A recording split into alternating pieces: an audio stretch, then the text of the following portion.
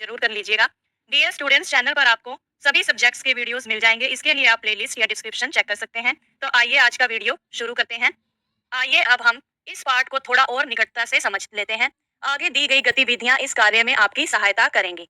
तो पहला प्रश्न हमारा है, मेरी समझ से नीचे दिए गए प्रश्नों का सटीक उत्तर कौन सा है, सही उत्तर कौन सा है, उसके सामने तारा बनाइए। तो प्रश्न है, माँ एलिसेंड्रा के बारे में कौन सा कथन सत्य है, कि इन चारों ऑप्शन में से कौन सी बात जो है वो माँ एलिसेंड्रा के बारे में सही है। तो पहला ऑप्शन दिया गया है कि वे असम के जीवन के बारे में बहुत कुछ जानती थी।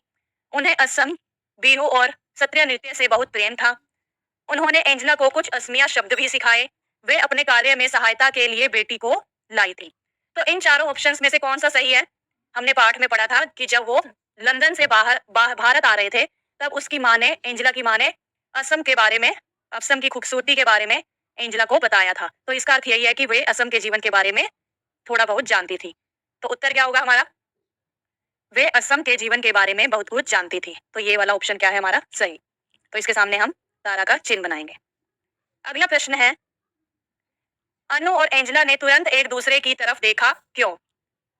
ऑप्शन है, अनु के पास खिलौने थे इसलिए, या दोनों की आयु एक समान थी, दोनों को अंग्रेजी भाषा आती थी, एंजेला अनु से असमिया भाषा सीखना चाहती थी। तो इसका सही उत्तर क्या है कि दोनों की आयु क्या थी? एक समान थी। हमने पाठ में भी पढ़ा था कि दोनों की आयु लगभग 10 वर्ष थी। ठीक है, तो इसलिए वो दोनों एक दूसरे की तरफ आकर्षित हुए। अब अगला प्रश्न है, प्रश्न ख। अब अपने मित्रों के साथ चर्चा कीजिए और कारण बताइए कि आपने ये उत्तर ही क्यों चुने। तो देखते हैं इसका कारण। तो पहले प्रश्न का उत्तर चुनने का कारण है, मैंने यह उत्तर इसलिए चुना है क्योंकि एंजेला की माँ असम के जीवन और नृत्य परंपरा को जानती थी और उन्हें इस नृत्य और असम की संस्कृति में गहरी रुचि थी, उनका काफी इंटरेस्ट था इसमें। ठीक है, और दूसरे प्रश्न के उत्तर में हमने चुना था कि दोनों की आयु एक समान थी। तो मैंने दोनों की आयु एक समान थी को चुना क्योंकि पाठ में उल्लेख है कि अनु और एंजेला की उम्र 10 साल थी, इसलिए वे एक दूसरे की तरफ आकर्षित हुए। अगला प्रश्न, मिलकर करें मिलान। पाठ में से कुछ शब्द चुनकर स्तंभ 1 में दिए गए हैं, उनसे संबंधित वाक्य स्तंभ 2 में दिए गए हैं। अपने समूह में इन पर चर्चा कीजिए और रेखा खींचकर शब्दों का मिलान उपयुक्त वाक्यांशों से कीजिए। इसके लिए आप शब्दकोश, इंटरनेट या अपने शिक्षकों की सहायता ले सकते हैं। तो ये रहा स्तंभ 1 और स्तंभ 2। तो हमें इनका मिलान इनसे करना है, इनके सही अर्थ से। तो सत्र क्या होता है? सत्र, तो इसका सही क्या होगा? इसका सही अर्थ है कि ये असम के मठ हैं। इनकी संख्या 500 से भी ज्यादा है। ये पूजा पाठ और धार्मिक गतिविधियों के स्थान है। सत्रिय नृत्य की उत्पत्ति इन्हीं सत्रों में हुई थी, इन्हीं मठों में हुई थी। तो पहले का मिलान हम कर देंगे इससे। ठीक है, तो यहाँ पर लिख देते हैं नंबर 1। फिर अगला है बोहाग बिहू, और ये है, इसका मिलान हम करेंगे। असम में मनाया जाने वाला एक त्योहार, यह असम में नए साल की शुरुआत और बसंत के आगमन का प्रतीक है। ठीक है, अगला शब्द है हमारे पास लंदन। तो लंदन क्या है? यूनाइटेड किंगडम और इंग्लैंड की राजधानी। तो इसका मिलान किससे करेंगे हम? इससे। अगला शब्द है हमारे पास गुवाहाटी। तो ये क्या है? भारत के असम राज्य का एक प्राचीन और सबसे बड़ा नगर है। तो इसका मिलान कर देंगे हम इससे। अगला शब्द है ब्रिटिश अकादमी। तो इसका क्या अर्थ है? यूनाइटेड किंगडम देश की एक संस्कारी संस्था है ये। तो इसका मिलान कर देंगे हम इससे। अब अंतिम बचा हमारे पास 20वीं शताब्दी। तो इसका मिलान करेंगे। ग्रेगरी कैलेंडर के अनुसार 1 जनवरी 1901 से 31 दिसंबर 2000 तक का समय। ठीक है, तो इस तरह से इनका हमें मिलान करना था। अब अगला प्रश्न है हमारा, पंक्तियों पर चर्चा। पाठ में से चुनकर कुछ पंक्तियां नीचे दी गई हैं, इन्हें ध्यान से पढ़ना है हमें और इन पर विचार करना है, और इनका क्या अर्थ आपको समझ में आया है आपको अपनी कक्षा में साझा करना है और अपनी लेखन पुस्तिका में लिखना है। तो कौन सी है वो पंक्तियां? असम भारत के पूर्वोत्तर क्षेत्र में है। ठीक है, हमने पाठ में भी पढ़ा था। जिसे अपने वन्य जीवन, रेशम और चाय के बागानों के लिए जाना जाता है। इसके साथ असम में नृत्य की भी एक समृद्ध परंपरा है। और दूसरी पंक्ति क्या है? कि पूरी दुनिया की संस्कृतियों में लोग नृत्य और संगीत से अपनी भावनाओं को व्यक्त करते हैं। तो आइए देखते हैं इन दोनों पंक्तियों का क्या अर्थ है। तो प्रश्न क का उत्तर है कि असम भारत के पूर्वोत्तर क्षेत्र में है, यानी कि भारत के उत्तर पूर्वी क्षेत्र में है ना, और जिसे अपने वन्य जीवन, रेशम और चाय के बागानों के लिए जाना जाता है। और यहाँ के बिहू नृत्य और सत्रिय नृत्य जो क्या है वो बहुत ही फेमस है। तो यह वाक्य असम की प्राकृतिक और सांस्कृतिक धरोहर को दर्शाता है। असम भारत के पूर्वोत्तर क्षेत्र में स्थित एक महत्वपूर्ण राज्य है जो अपने समृद्ध वन्य जीवन, उच्च गुणवत्ता के रेशम, यहाँ वहां पर क्या होता है, बहुत ही अच्छी किस्म का जो रेशम होता है, और विस्तृत चाय के बागानों के लिए प्रसिद्ध है। इसके अलावा असम की नृत्य परंपरा भी बहुत समृद्ध और विविध है, जिसमें बिहू और सत्रीय नृत्य विशेष रूप से उल्लेखनीय है। तो यह वाक्य असम की सांस्कृतिक और प्राकृतिक संपत्तियों का सार प्रस्तुत करता है। ठीक है। और प्रश्न ख का उत्तर है कि पूरी दुनिया की संस्कृतियों में लोग नृत्य और संगीत से अपनी भावनाओं को व्यक्त करते हैं। तो यह वाक्य नृत्य और संगीत की सार्वभौमिकता को रेखांकित करता है। ठीक है। इसमें बताया गया है कि नृत्य और संगीत केवल एक क्षेत्र या देश तक सीमित नहीं है, बल्कि पूरी दुनिया में लोग इन कलाओं का उपयोग अपनी भावनाओं को व्यक्त करने के लिए करते हैं। क्या बताया गया है इसमें कि नृत्य और संगीत केवल किसी एक क्षेत्र या देश तक सीमित नहीं है, बल्कि पूरी दुनिया में इन कलाओं का उपयोग लोग जो अपनी भावनाएं हैं उन्हें व्यक्त करने के लिए करते हैं, दूसरों के सामने प्रस्तुत करने के लिए करते हैं, प्रकट करने के लिए करते हैं। और हर संस्कृति में नृत्य और संगीत का एक महत्वपूर्ण स्थान है, और यह लोगों के जीवन में खुशी, दुख, उत्सव और धार्मिकता जैसे भावों को अभिव्यक्त करने का एक महत्वपूर्ण माध्यम है।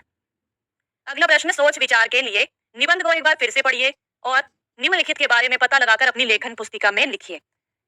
तो क है, एंजेला के मन में कई तरह के विचार चल रहे थे। उसके मन में कौन कौन से विचार चल रहे होंगे? बिहू एक कृषि आधारित त्योहार है, कैसे? प्रश्न ग है, ऐसा लगता है कि भारत से जाने के बाद भी एंजेला के मन में असम ही छाया हुआ था। पाठ से इस कथन के समर्थन के लिए कुछ उदाहरण खोजकर लिखने हैं, और समय के बदलने के साथ साथ सत्रीय नृत्य की परंपरा में क्या बदलाव आया। तो आइए देखते हैं इन सभी प्रश्नों के उत्तर।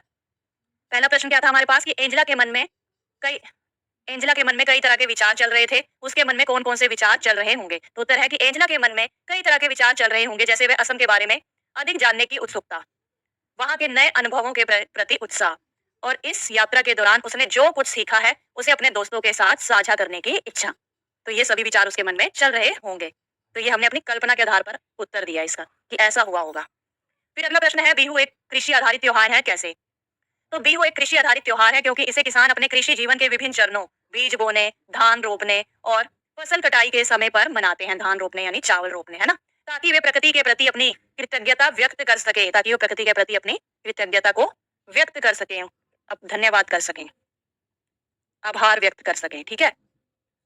फिर अगला प्रश्न है हमारे पास कि ऐसा लगता है भारत से जाने के बाद भी एंजेला के मन में असम ही छाया हुआ था। तो इस पाठ के इस कथन से के समर्थन के लिए हमें कुछ उदाहरण खोजकर लिखने थे। तो उत्तर है, पाठ में एंजेला की असम के प्रति रुचि और वहां की नृत्य परंपराओं में गहराई से शामिल होने के उदाहरण मिलते हैं कि उसको एक तो उसका इंटरेस्ट बन गया था, है ना, और वहां की जो नृत्य परंपरा थी उसे वो गहराई से जानने की कोशिश कर रही थी। जैसे लंदन लौटने के बाद भी वह बिहू और सत्रीय नृत्यों की रिकॉर्डिंग देखती रहती थी। इसका मतलब क्या है कि उसे वो जगह, वहां के नृत्य, वहां के त्योहार जो है बहुत ही अच्छे लगे थे, तभी तो लंदन आने के बाद भी वो उन्हें उन रिकॉर्डिंग को देख रही थी और उसे अपने सहपाठियों को दिखाकर आनंदित होती थी। फिर अगला प्रश्न था हमारे पास कि समय के बदलने के साथ साथ सत्रीय नृत्य की परंपरा में क्या बदलाव आया है। तो उत्तर है कि समय के बदलने के साथ सत्रीय नृत्य की परंपरा में बदलाव आया है। पहले यह नृत्य केवल पुरुषों द्वारा मठों में किया जाता था। हमने पाठ में भी पढ़ा था कि जो ये सत्रीय नृत्य है वो पहले क्या है, केवल पुरुषों द्वारा किया जाता था, लेकिन बाद में कुछ साधुओं ने मठों से बाहर निकलकर पुरुषों और स्त्रियों दोनों को, महिलाओं को भी ये नृत्य सिखाया, है ना। तो बाद में क्या हुआ, स्त्रियां भी इस नृत्य को करने लग गई। तो यही बदलाव आया है कि पहले केवल पुरुषों द्वारा ये नृत्य किया जाता था, लेकिन अब महिलाएं भी इसे सीखने और प्रस्तुत करने लगी हैं। अब महिलाओं के लिए भी ये नृत्य करना क्या हो गया है, एक आम बात हो गई है। अगला प्रश्न है, निबंध की रचना। गुवाहाटी के एक होटल में सामान्य होने के बाद वे उसी शाम पास के एक गांव मलंग में गए। गांव पहुंचने पर मां ने एंजेला को बताया कि बिहू एक कृषि आधारित त्योहार है और असम में बिहू साल में 3 बार मनाया जाता है। ठीक है। तो इन वाक्यों में बिहू और असम का एक ऐसा रोचक और सरस वर्णन किया गया है, लगता है मानो हम कोई कहानी पढ़ रहे हो, है ना। और इस निबंध में वस्तु, घटना, प्रदेश आदि का वर्णन किया गया है, और इसमें जो कुछ भी स्वयं देखा गया उसका वर्णन किया गया है। इस प्रकार के निबंधों में घटनाओं का एक क्रम होता है।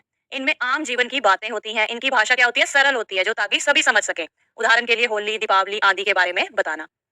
इस पाठ को एक बार फिर से पढ़ना है हमें, और इसकी बनावट पर ध्यान दीजिए। इस पाठ की विशेषताएं पहचानिए और अपनी कक्षा में साझा कीजिए और लिखिए। जैसे इस पाठ में लंदन से यात्रा शुरू करने से लेकर वापस लंदन पहुंचने तक के अनुभवों का वर्णन किया गया है। ठीक है। तो हमें दोबारा से इसको पढ़ते हुए इसकी बनावट पर ध्यान देना है और इस पाठ की जो विशेषताएं हैं उन्हें पहचान कर अपनी कक्षा में साझा करना है और लिखना है। तो उदाहरण हमें क्या दिया गया कि जैसे इस पाठ में लंदन से यात्रा शुरू हुई उनकी और वापस लंदन पहुंचने तक के अनुभवों का वर्णन इसमें किया गया है। तो आइए देखते हैं किस प्रकार होगा ये। पाठ की बनावट में घटनाओं का एक क्रम है, जिसमें यात्रा की शुरुआत से लेकर उसके अंत तक के अनुभवों का विवरण दिया गया है। इसके वर्णन में असम के नृत्य और त्योहारों की समृद्ध परंपरा, एंजेला के अनुभव और उसकी माँ के काम के प्रति समर्पण को दर्शाया गया। ये सभी क्या है, विशेषताएं हैं उसकी। ठीक है। इस पाठ की भाषा सरल है और यह पाठ एक यात्रा और संस्कृति के अनोखे अनुभवों को पाठकों के सामने लाता है।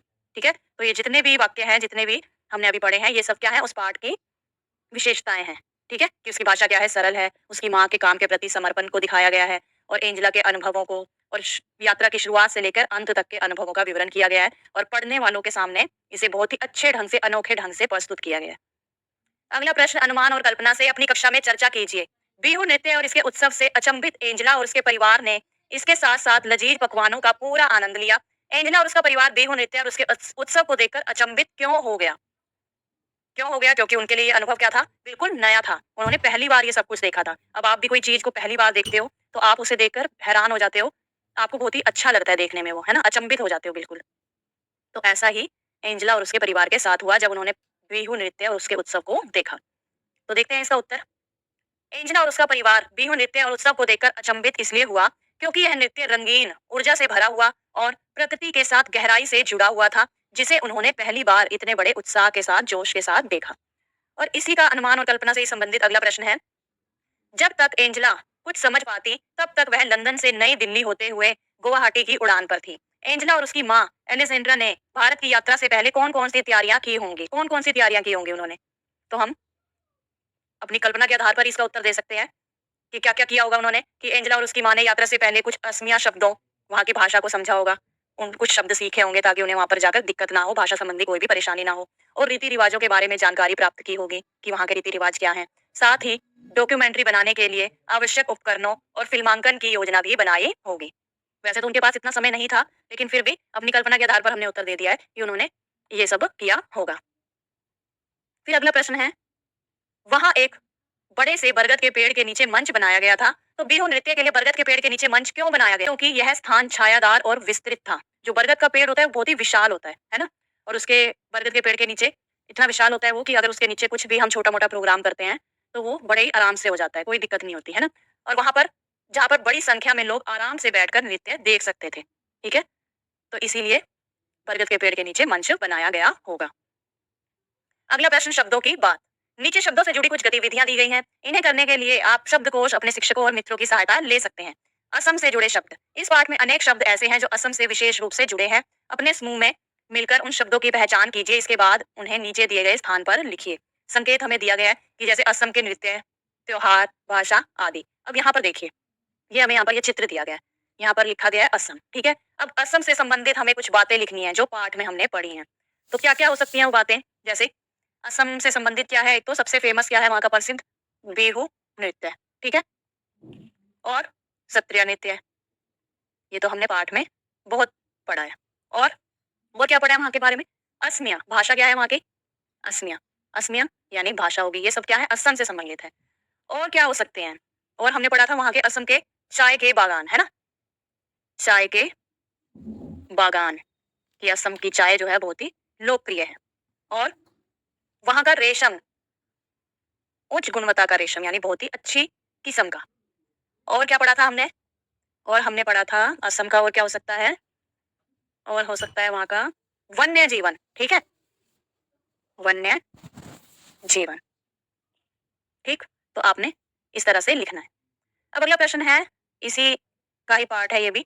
3 बिहू, कि हमने पढ़ा था पाठ में कि असम में जो बिहू है वो साल में 3 बार मनाया जाता है। पहला रोंगाली या बोहाग। पहले बिहू का क्या नाम है? रोंगाली या बोहाग, और ये बैसाख में, सामान्यतः अप्रैल में मनाया जाता है, ठीक है? बैसाख। फिर दूसरी बार कब मनाया जाता है? भोगाली या माघ में, माघ के महीने में, यानी माघ का महीना कौन सा होता है? जनवरी में। और फिर तीसरी बार कब मनाया जाता है? कोंगाली या काटी, यानी कार्तिक के महीने में, सामान्यतः अक्टूबर में, ठीक है? तो ये हमें हिंदी के भी नाम दे रखे हैं, कि हिंदी महीनों के नाम भी दे रखे हैं, बैसाख, माघ, कार्तिक, ठीक है? अब हमने ये पढ़े, अब इन्हीं इसी पर आधारित प्रश्न दिया गया है हमें कि एंजेला और उसकी माँ एलेसेंड्रा कौन से बिहू के अवसर पर भारत आए थे, लिखिए। तो कब आए थे वो भारत? वो आए थे अप्रैल महीने में, जब उसकी बसंत की जो छुट्टियां हैं वो बढ़ा दी गई थी, ठीक है?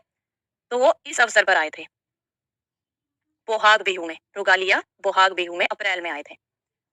और अगला प्रश्न है, तीनों बिहू के लिए लिखिए कि उस समय किसान खेतों में क्या कर रहे होते हैं, ठीक है? तो हमें बताना है कि इस बिहू में, इस वाले में किसान क्या कर रहे होते हैं, इसमें क्या कर रहे होते हैं और इस वाले में क्या कर रहे होते हैं, क्योंकि बिहू जो है असम में 3 बार मनाया जाता है। तो देखते हैं इनके उत्तर। तो पहला प्रश्न हमारा था, एंजेला और उसकी माँ एलेसेंड्रा कौन से बिहू के अवसर पर भारत आए थे? एंजेला और उसकी माँ रुंगाली या बोहाग बिहू के अवसर पर भारत आए थे, यानी कि अप्रैल के महीने में, ठीक है। और दूसरा प्रश्न है हमारे पास कि तीनों बिहू के लिए लिखिए कि उस समय किसान खेतों में क्या कर रहे होते हैं। तो पहला था रोगाली बिहू, बैसाख में, है ना, रोगाली या बोहाग बिहू। तो यह बिहू नई नए फसल के आगमन का प्रतीक है, ठीक है, नई फसल के आने का। इस समय किसान फसल की कटाई और खेतों में नई फसल की बुआई की तैयारी कर रहे होते हैं और यह एक खुशी का अवसर होता है जिसमें फसल की सफलता का जश्न मनाया जाता है। फसल को काटा जाता है अप्रैल महीने में और नई फसल की बुआई की तैयारी कर रहे होते हैं। अब जो उसके बाद जो फसल बोनी है उसकी बुआई की तैयारी कर रहे होते हैं, ठीक है। और अगला था भोगाली बिहू, माघ के महीने में, है ना। तो इस समय किसान फसल की कटाई कर चुके होते हैं, फसल की कटाई उन्होंने कर ली और फसल के भंडारण की तैयारी कर रहे होते हैं, स्टोर कर रहे होते हैं फसल को। और यह समय फसल के पूरी तरह से तैयार होने और उसे सुरक्षित रखने का होता है। इसमें क्या करते हैं, वो पूरी तरह से फसल के कि पूरी तरह से फसल तैयार हो जाए और उसे सुरक्षित भंडारण करना है उसका, ठीक है। फिर अगला है तीसरी बात, कोंगाली बिहू, कार्तिक के महीने में। इस बिहू के दौरान किसान खेतों में बुआई या खेतों की जुताई का काम करते हैं ताकि अगली फसल के लिए तैयारी की जा सके। और यह समय फसल की कटाई का नहीं बल्कि भविष्य की फसल के लिए तैयारी का होता है, आगे की फसल की तैयारी का होता है, ठीक है। तो तीनों बिहू में क्या क्या होता है ये आप यहाँ से देखकर लिख सकते हैं।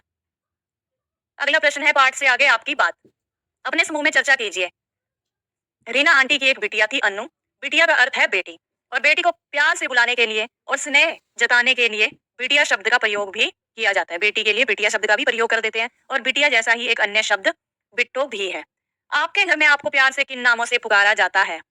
तो आपको इस प्रश्न का उत्तर देना है कि आपको आपके घर में आपको प्यार से किन नामों से पुकारा जाता है। चिंटू, मिंटू, कुछ भी हो सकता है, ठीक है। और अगला प्रश्न है कि आपके नाम का क्या अर्थ है, आपका नाम किसने रखा, पता करके बताइए कि आपका जो नाम है उसका क्या अर्थ है, मीनिंग क्या है आपके नाम का, और आपका नाम किसने रखा है ये भी बताना है आपको। आपकी मम्मी ने रखा है, पापा ने रखा है, दादी ने, दादा ने, ठीक है, बुआ ने। फिर अगला प्रश्न है, वे एक साथ खेल रहे थे। आप कौन कौन से खेल अपने मित्रों के साथ मिलकर खेलते हैं बताइए। जैसे अन्नू और एंजला एक साथ खेल रहे थे, अब आप अपने मित्रों के साथ कौन कौन से खेल खेलते हैं वो आपको बताने हैं, ठीक है। फिर अगला प्रश्न, असम में नृत्य की भी एक समृद्ध परंपरा है। आपने इस पाठ में बिहू और सत्रिय नृत्यों के बारे में तो पढ़ा है। आपके प्रांत में यानी जहां आप रहते हैं वहां पर कौन कौन से नृत्य प्रसिद्ध है, आपको कौन सा नृत्य करना पसंद है। तो आपको बताना है कि आपके प्रांत में जहां पर भी आप रहते हैं वहां पर कौन सा नृत्य फेमस है और आपको कौन सा नृत्य करना पसंद है, ठीक है। तो ये सभी प्रश्न के उत्तर आपने देने हैं। एक बार मैं आपको बता देती हूँ कि किस तरह से लिखना है आपने इनका उत्तर। जैसे पहले प्रश्न का मैंने उत्तर दिया है कि मुझे प्यार से गुड्डू, चीनू और लाडली नामों से पुकारा जाता है। और दूसरे प्रश्न के उत्तर में दे दिया मैंने कि मेरा नाम का अर्थ है शांति और मेरा नाम मेरी दादी ने रखा था। तीसरे प्रश्न का उत्तर दे दिया कि मैं अपने मित्रों के साथ छुपन छुपाई, लुका छिपी और कबड्डी खेलता हूँ या खेलती हूँ। और चौथे प्रश्न के उत्तर में दिया कि मेरे प्रांत में गरबा और डांडिया प्रसिद्ध है। मुझे गरबा नृत्य करना बहुत पसंद है जो नवरात्रि के अवसर पर किया जाता है। अगला प्रश्न, पूर्वोत्तर की यात्रा। असम भारत के पूर्वोत्तर भाग में स्थित है, आपने ये पाठ में पढ़ा है। असम के अतिरिक्त पूर्वोत्तर भारत में 7 अन्य राज्य भी हैं कि असम के अलावा पूर्वोत्तर भारत में और भी हैं 7 राज्य। आपको अवसर मिले, यदि आपको मौका मिले तो आप इनमें से किसी राज्य की यात्रा कीजिए, ठीक है। उन 8 राज्यों के नाम क्या है? अरुणाचल प्रदेश, सिक्किम, मिजोरम, मेघालय, त्रिपुरा, नागालैंड, मणिपुर और असम, ठीक है। तो आपने इस प्रश्न को स्वयं करना है यहाँ में इन 8 राज्यों में से किसी भी एक राज्य की यात्रा करके, अगर आपको अवसर मिले, मौका मिले।